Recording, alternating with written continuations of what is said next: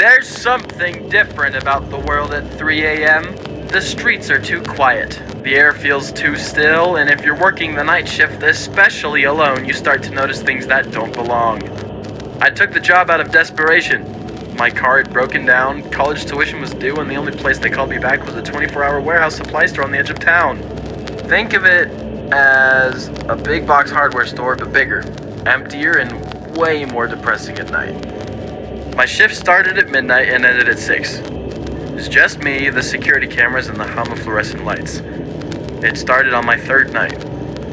At 12:47 a.m., I heard the intercom click on. No one had used it before, not even management during the day, but suddenly a loud hiss of static echoed through the store. Then a voice. Clean up on aisle 13. My heart skipped. There was no aisle 13. The store ended at aisle 12. I checked the map the manager had given me. 12 aisles. That was it. I grabbed my flashlight and headed out anyway, telling myself it was just a prank. Maybe it was an old recording, or maybe somebody was messing with me. I walked the length of every aisle and got nothing. But when I turned back, I saw it. There was a new aisle. Between 12 and what used to be the loading dock. A long, narrow corridor lined with shelves that hadn't been there before. The sign above it said 13. I felt a cold breeze push against me. The store had no windows that opened and no vents near this section. The lights above aisle 13 flickered, but they stayed on. And I made the mistake of stepping in.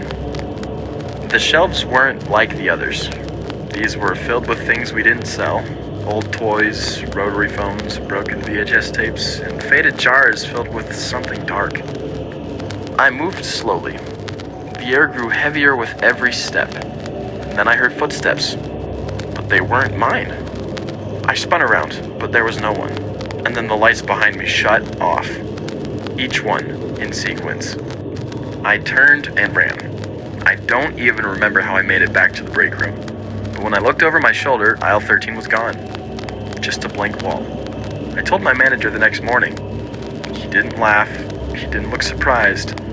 He just said, "That's why we don't assign you aisle duties after 2. I quit the next night, but the story doesn't end there. 3 days later, I got a notification on my phone. It was security footage from the store, and it was from aisle 13. And in the frame was me. Still there, still walking, deeper and deeper down a hallway that no longer exists.